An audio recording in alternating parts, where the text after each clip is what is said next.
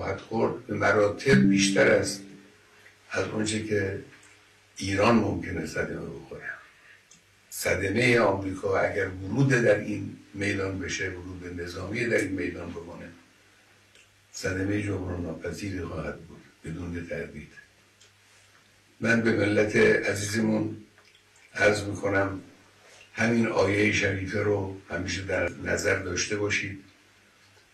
زندگی به حمدالله به طور عادی در جریان، نگذارید دشمن احساس کنه که شما در مقابل او میترسید، احساس ضعف میکنید.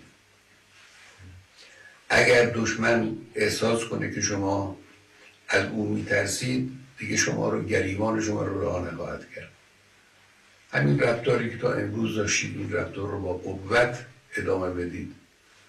کسانی که امور خدماتی به عهدهشون هست، کسانی که با مردم سر و کار دارن، کسانی که امور تبلیغاتی و تبیینی بر عهدهشون هست، کار خودشون رو با قوت انجام بدن و ادامه بدن و به خدای متعال توکل کنن.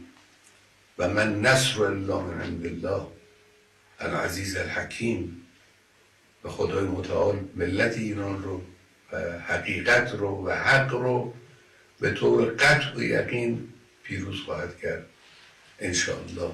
و السلام علیکم و رحمت الله و برکاته.